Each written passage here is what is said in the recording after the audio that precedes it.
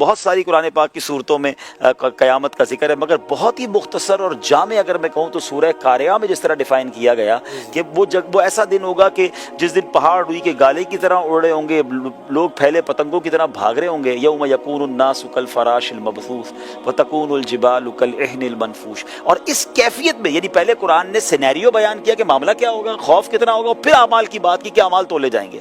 تو اب step by step سوچے، پھر پلسرات سے گزرنا، تو اب اتنی ساری پرابلمز ہیں، سولوشن کیا ہے؟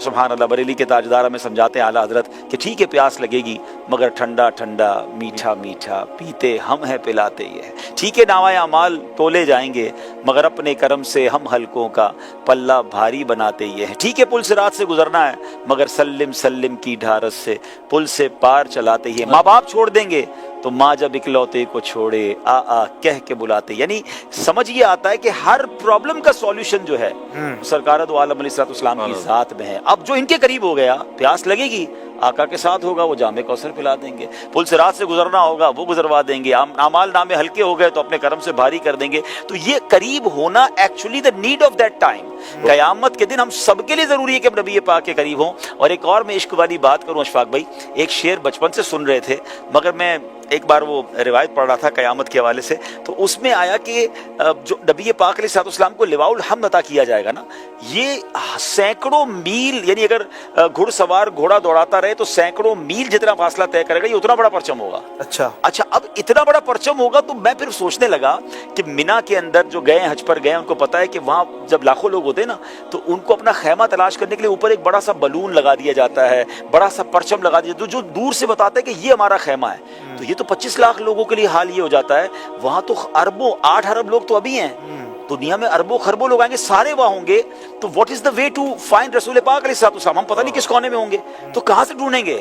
تو سیدی امام مولانا حسن رضا خان صاحب کو شعر مجھے اس وقت سمجھ آیا کہ مقام خسرو دی دور کے غلاموں کو، مقام خسرو دی دور کے غلاموں کو لوائے حمد کا پرچم بتا رہا ہوگا۔ وہ پرچم بتائے گا کہ پیارے آقا وہاں چلو چلتے ہیں نبی پاک کے پاس۔ اچھا پرچم لگانے والوں تمہیں مبارک ہو جو ماشاءاللہ میلاد کے پرچم لگاتے ہیں، قیامت کے دن بھی ایک پرچم ہوگا جو نبی پاک کی نشانی دے رہا ہوگا۔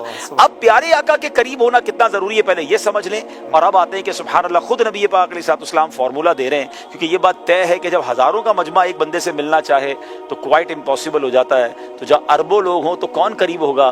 تو قریب وہی کرے گا جس کو قریب کرنے والے قریب کریں گے۔ تو انہوں نے گیٹ پاس دے دیا ہے کہ حدیث پاک کا مضمون ہے کہ جس نے دنیا میں مجھ پر سب سے زیادہ درود پاک پڑھے ہوں گے وہ مجھے قیامت کی سب سے زیادہ میرے نزدیک وہ ہوگا۔ The most closest amongst you on the day of judgment، وہ وہی ہوگا جس نے مجھ پر زیادہ درود پاک پڑھے ہوں گے۔ تو میں ایک تصور بھی پیش کرنا چاہتا ہوں ناظرین کو، کبھی کبھی آنکھیں بند کر کے تسبیح لے کر جب واک کر رہے ہو نا، درود پاک پڑھے، ایسی جگہ ٹکرا نہ جائیں، یا آنکھیں نہ بھی بند کریں، امیجنیشن کریں کہ میں جتنے درود پاک پڑھ رہا ہوں نا اتنے قدم اپنے آقا کے قیامت کے قریب ہو رہا ہوں۔ ایک قیامت کا منظر ہے، ایک بہت بڑا کراؤڈ ہے، پیارے آقا کہیں جلوہ فرما ہے اور مجھے نبی پاک کے پاس جانا ہے۔ ہر درود مجھے ایک قدم میرے آقا کے قریب کر رہا ہے۔ آپ یقین کریں تسبیح رکھنے کو جی نہیں چاہے گا کہ یار تھوڑا اور قریب ہو جاؤں، تھوڑا اور قریب ہو جاؤں۔ تو اللہ کرے قرب